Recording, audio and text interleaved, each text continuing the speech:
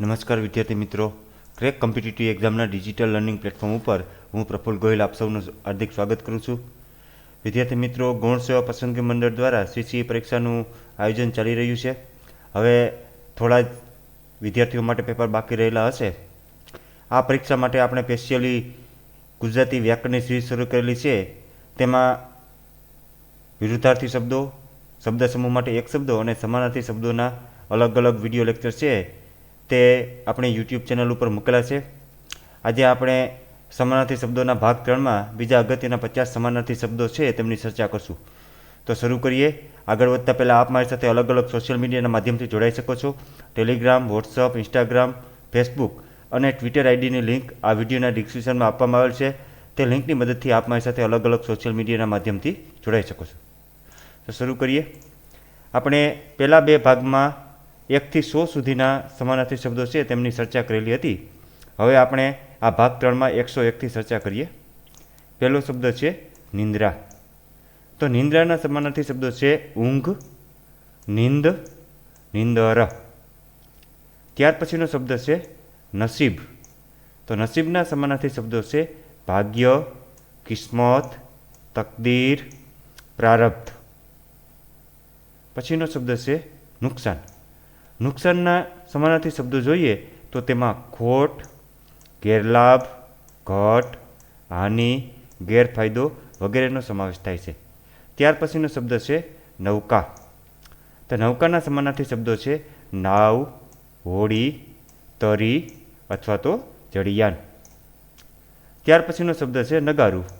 નગારું શબ્દના સમાનાર્થી શબ્દો છે ઢોલ, નોબત, ઢોલક. ત્યાર પછીનો શબ્દ છે પતાવટ. પતાવટ એટલે સમજણ અથવા તો કોઈ પણ ઝઘડો થયેલો હોય તો તેમાં સમાધાન કરીએ તેમને પતાવટ કહેવામાં આવે. તો તેમના સમાનાર્થી શબ્દો છે પતવણી, સમાધાન, સમજૂતી, મનમેળ, સુલેહ, સંધિ. ત્યાર પછીનો શબ્દ છે પત્ની. તો પત્નીના સમાનાર્થી શબ્દો છે ભાર્યા, અર્ધાંગના, વલ્લભા, વધુ, જાયા, ગૃહિણી, વામા. એટલે પત્ની શબ્દ છે તેમના ઘણા બધા સમાનાર્થી શબ્દો છે. આ સિવાય પણ છે, પણ જે અગત્યના અને પરીક્ષામાં વારંવાર પૂછે છે તેવા શબ્દો છે તે આપણે અહીંયા મૂકેલા છે. ત્યાર પછી જેવી રીતના પત્નીના ઘણા બધા સમાનાર્થી શબ્દો છે તેવી રીતના પતિ છે તેમના પણ ઘણા બધા સમાનાર્થી શબ્દો છે. તેના સમાનાર્થી શબ્દો જોઈએ તો તેમાં સ્વામી, ભર્તા, વલ્લભ, નાથ, સાંઈ, કંથ, ભરથાર, ધણી વગેરે શબ્દોનો સમાવેશ થાય છે. ત્યાર પછીનો શબ્દ છે પરાક્રમ. પરાક્રમના સમાનાર્થી શબ્દો છે શૌર્ય, બહાદુરી, સુરાતન, વીરતા અને વિક્રમ. ત્યાર પછીનો શબ્દ છે પવિત્ર. પવિત્ર શબ્દના સમાનાર્થી શબ્દો છે પાવન, પનોતું, સૂચિ અને શુદ્ધ. ત્યાર પછીનો શબ્દ છે પવન. પવનના સમાનાર્થી શબ્દો છે વાયુ, અનિલ, સમીર, હવા, મરુત. ત્યાર પછીનો શબ્દ છે પંક્તિ. તો પંક્તિ શબ્દના સમાનાર્થી શબ્દો છે લીટી, રેખા અથવા તો હાર. ત્યાર પછીનો શબ્દ છે પંખી. તો પંખી શબ્દના સમાનાર્થી શબ્દો છે પક્ષી, શકુંત, દ્વિજ, વિહંગ, ખગ અથવા તો અંડજ.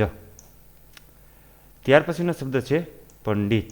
તો પંડિત શબ્દના સમાનાર્થી શબ્દો છે વિદ્વાન, કોવિદ, પ્રાજ્ઞ, વિચક્ષણ, નિપુણ, મનીષી, ચતુર, બુદ્ધિમાન વગેરે. ત્યાર પછીનો શબ્દ છે પત્ર. તો પત્ર શબ્દના સમાનાર્થી શબ્દો છે ચિઠ્ઠી, કાગળ વગેરે. ત્યાર પછીનો શબ્દ છે પાણી. તો પાણીના ઘણા બધા સમાનાર્થી શબ્દો છે અને આ પાણી શબ્દ છે તેમના સમાનાર્થી શબ્દો વારંવાર પરીક્ષામાં પૂછાતા હોય છે. તો આપણે ખાસ યાદ રાખીશું. પાણીના સમાનાર્થી શબ્દો છે ઉદય, પય, અંબુ, સલીલ, વારી, જલ, નીર, તોય, ભૂજીવન ને જળ. તો આટલા બધા પાણીના સમાનાર્થી શબ્દો છે. ત્યાર પછીનો શબ્દ છે પ્રજા. પ્રજા શબ્દના સમાનાર્થી શબ્દો છે જનતા ને લોકો. ત્યાર પછીનો શબ્દ છે પરોઢ. તો પરોઢના સમાનાર્થી શબ્દો છે પ્રભાત, સવાર, પો, મળસ્કુ વગેરે. ત્યાર પછીનો શબ્દ છે પિતા. તો પિતા શબ્દના સમાનાર્થી શબ્દ છે જનક, તાત, આપા ને જન્મદાતા. ત્યાર પછીનો સમાનાર્થી શબ્દ છે પાથેય. તો પાથેય શબ્દના સમાનાર્થી શબ્દો છે ભાથું અથવા તો ભાતું. ત્યાર પછીનો સમાનાર્થી શબ્દ છે પુત્રી. તો પુત્રીના ઘણા બધા સમાનાર્થી શબ્દો છે તનયા, દુહિતા, આત્મજા, તનુજા, દીકરી, સુતા, તો નંદિની. તો આ બધા શબ્દો છે તે પુત્રી શબ્દના સમાનાર્થી શબ્દો છે. આમ તો જોઈએ તો કોઈ પણ એક શબ્દ છે એનો પરફેક્ટ સમાનાર્થી શબ્દ હોતો નથી, પણ જેનો ભાવ મળતો આવે એવા શબ્દો છે તેમને સમાન અર્થી એટલે કે સમાનાર્થી શબ્દો કહેવામાં આવે છે. પાન. ત્યાર પછીનો શબ્દ છે પાન. તો પાન શબ્દના સમાનાર્થી શબ્દો છે પર્ણ, પાંદડું. ત્યાર પછીનો સમાનાર્થી શબ્દ છે પ્રકાશ. પ્રકાશના સમાનાર્થી શબ્દો છે તેજ, ધ્રુતિ, અંજવાળું, દીપ્તિ, ઉજાસ, પ્રભા, આતપ, જ્યોત, આલોક વગેરે. ત્યાર પછીનો સમાનાર્થી શબ્દ છે પુત્ર. તો પુત્રના સમાનાર્થી શબ્દ છે દીકરો, સૂત, આત્મજ, નંદન, તનુજ વગેરે. ત્યાર પછીનો સમાનાર્થી શબ્દ છે પ્રભાત. તો પ્રભાત શબ્દના સમાનાર્થી શબ્દ છે ઉષઃકાળ, પરોઢ, પો, મળસ્કુ, અરુણોદય, પ્રાતઃકાલ, સવાર વગેરે. ત્યાર પછીનો સમાનાર્થી શબ્દ છે પુસ્તક. તો પુસ્તક શબ્દના સમાનાર્થી શબ્દો છે ચોપડી, ગ્રંથ, કિતાબ વગેરે. ત્યાર પછીનો સમાનાર્થી શબ્દ છે પ્રતિષ્ઠા. તો પ્રતિષ્ઠા શબ્દના સમાનાર્થી શબ્દ છે આબરૂ, શાક, મોભો. ત્યાર પછીના સમાનાર્થી શબ્દ છે પ્રવર. તો પ્રવર શબ્દનો સમાનાર્થી શબ્દ છે જયેષ્ઠ, વરિષ્ઠ અથવા તો ચડિયાતું. ત્યાર પછીનો શબ્દ છે પ્રણાલિકા. પ્રણાલિકા શબ્દનો સમાનાર્થી શબ્દ છે પરંપરા, રૂઢિ, રિવાજ, પ્રણાલી વગેરે. ત્યાર પછીનો શબ્દ છે ફૂલ. તો ફૂલ શબ્દનો સમાનાર્થી શબ્દ છે કુસુમ, સુમન, પુષ્પ, પ્રસૂન, ગુલ. ત્યાર પછીનો સમાનાર્થી શબ્દ છે બગીચો. તો બગીચો શબ્દનો સમાનાર્થી શબ્દ છે ઉપવન, ઉદ્યાન, બાગ, વાટિકા, વાડી. ત્યાર પછીનો સમાનાર્થી શબ્દ છે બાણ. તો બાણ શબ્દનો સમાનાર્થી શબ્દ છે તીર, સર, સાયક, ઈસુ ને વિશીખ. ત્યાર પછીનો સમાનાર્થી શબ્દ છે બાળક. તો બાળક શબ્દનો સમાનાર્થી શબ્દ છે શિશુ, અર્ભક, શાવક, બચ્ચું, ડિંભ. ત્યાર પછીનો શબ્દ છે બ્રહ્મા. તો બ્રહ્મા શબ્દના સમાનાર્થી શબ્દો જોઈએ તો તેમાં સ્રષ્ટા, વિધાતા, વિધિ, પ્રજાપતિ અને પિતામહનો સમાવેશ થાય છે. ત્યાર પછીનો શબ્દ છે બક્ષિસ. તો બક્ષિસ શબ્દના સમાનાર્થી શબ્દ જોઈએ તો ભેટ, ઉપહાર, પુરસ્કાર, નજરાણું, ઇનામ વગેરે. ત્યાર પછીનો સમાનાર્થી શબ્દ છે બુદ્ધિ. તો બુદ્ધિ શબ્દના સમાનાર્થી જોઈએ તો તેમાં મતિ અને પ્રજ્ઞાનો સમાવેશ થાય છે. ત્યાર પછીનો સમાનાર્થી શબ્દ છે બ્રાહ્મણ. તો બ્રાહ્મણના સમાનાર્થી શબ્દો છે ભૂદેવ, વિષ અને દ્વિજ. ત્યાર પછીનો સમાનાર્થી શબ્દ છે ભાગ. તો ભાગ શબ્દના સમાનાર્થી શબ્દ છે અંશ અથવા તો હિસ્સો. ત્યાર પછીનો સમાનાર્થી શબ્દ છે ભ્રમર. તો ભ્રમરના સમાનાર્થી શબ્દો છે ભૃંગ, અલી, મધુકર, ષટપદ, દ્વિરેફ અથવા તો ભમરો. ત્યાર પછીનો શબ્દ છે ભાષા. તો ભાષા શબ્દનો સમાનાર્થી શબ્દ છે ગીરા અથવા તો વાણી.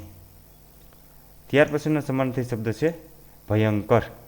તો ભયંકર શબ્દના સમાનાર્થી શબ્દો છે દારૂણ, ભીષણ, ઘોર, ભીમ, ભયાનક, ડરામણું અથવા તો બિહામણું.